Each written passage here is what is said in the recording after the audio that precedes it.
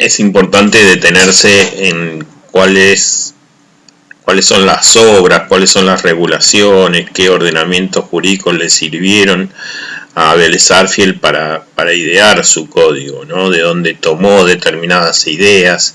Y piensen ustedes que, bueno, al ser una persona muy vinculada con las ideas de su tiempo y aún con lo que tenía el ritmo comunicacional que se tenía en ese entonces, que no tiene absolutamente nada que ver con el día de hoy, donde contamos con internet, con muchas formas de vincularnos. Pese a esa limitación, Vélez mantenía contacto con muchos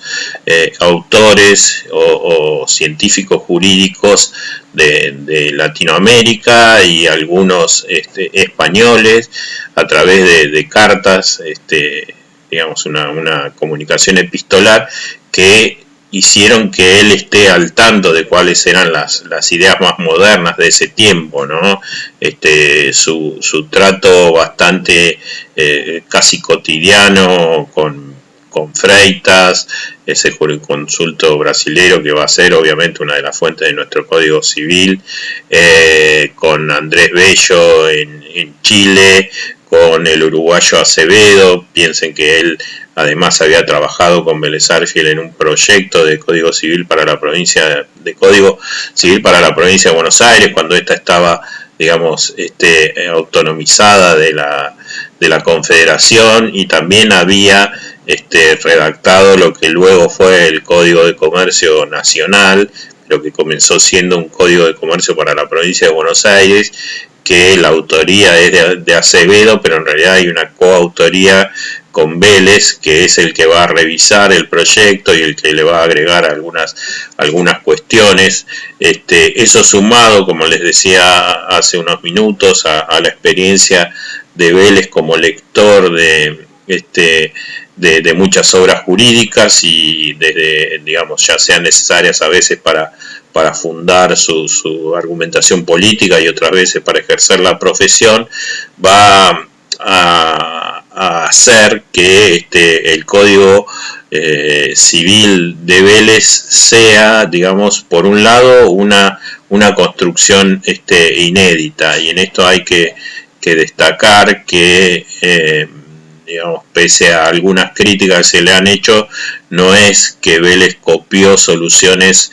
de otros ordenamientos o simplemente transcribió artículos a través de traducciones. Él realizó, digamos, una construcción jurídica de armado de una obra que iba a regir a la sociedad argentina en materia civil y que demostró suficiente solidez para que perdure, como siempre decimos, durante más de piensen ustedes, entre 1871 y lo que podemos decir la primera reforma, que no fue estructural, pero que fue una actualización de 1968 de la ley 17711, pasaron casi 100 años, y si tomamos ese hito hasta la sanción de nuestro Código Civil, entonces observamos que pasaron más de 140 años en los cuales tuvo vigencia el código de Vélez. Entonces, en realidad fue una obra monumental. Pero para identificar cuáles fueron esas fuentes, bueno, en realidad, piensen ustedes, hay una legislación española que va a ser tomada como base en muchos artículos del Código Civil, fundamentalmente la que tiene que ver con las leyes de partidas, cuáles eran las soluciones en materia dominial que a veces traían esas leyes, porque además era la que se aplicaba, como decíamos hace un rato, a las soluciones de convivencia y a las relaciones jurídicas imperantes en la sociedad argentina.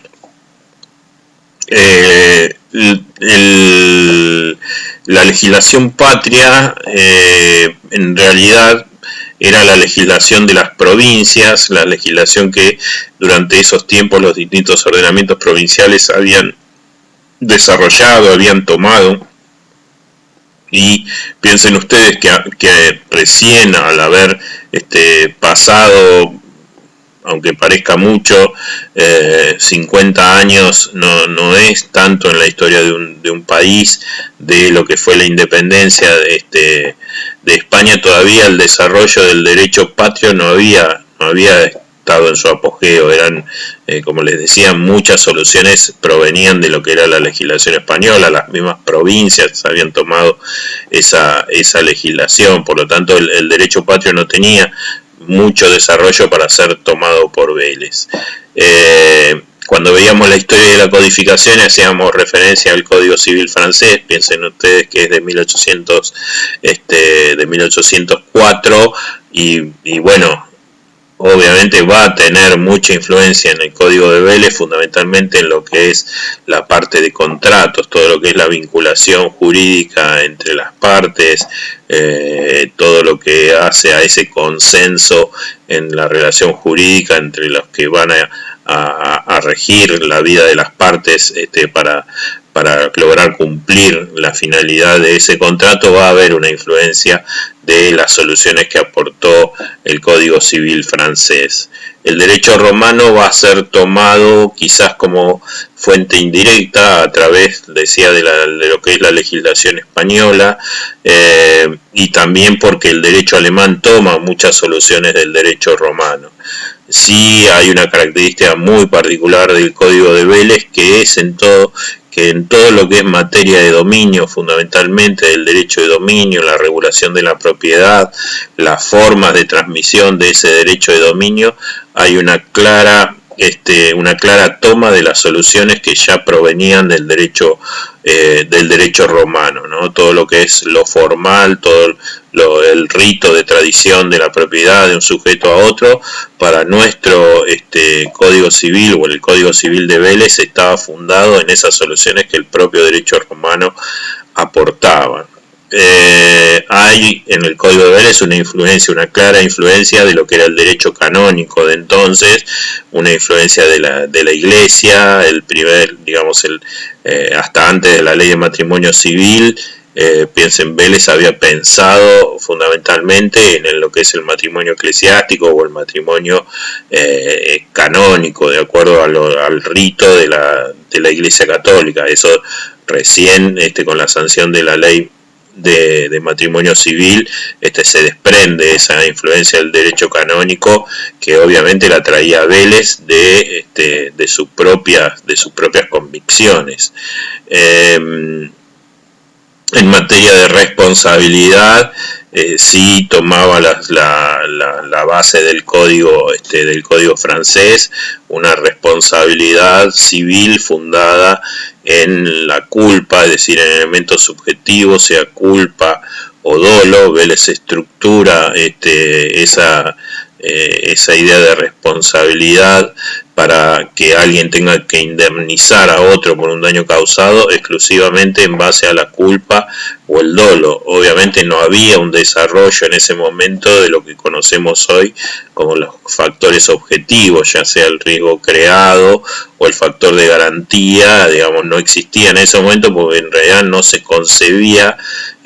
una idea que un sujeto pueda ser dañado por una máquina, porque no había un desarrollo. Recién, como les decía, los ferrocarriles tienen su desarrollo en nuestro país a partir de 1865, y el automotor recién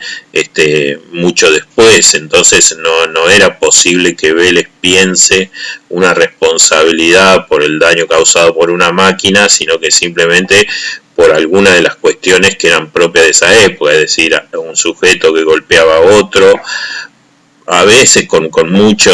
quizás con mucho desarrollo de futuro, la responsabilidad por las cosas caídas desde una propiedad, o la responsabilidad contractual de los hoteleros o de los posaderos, o el régimen de responsabilidad de los depositarios. Bueno, todas esas formas que eran, digamos, las formas de responder estaban basadas en la culpa. En materia de contratos, Vélez sustentó sí esa idea también propia del derecho francés, de que el contrato era ley entre las partes, era algo que vinculaba a las partes de un modo férreo, de un modo muy rígido, y que, digamos, las partes, el principio que regía era el de la autonomía de la libertad, en el sentido que se entendía que las partes actuaban libremente al momento de vincularse, y esa libertad que las hacía vincularse generaba una responsabilidad por el cumplimiento de las obligaciones.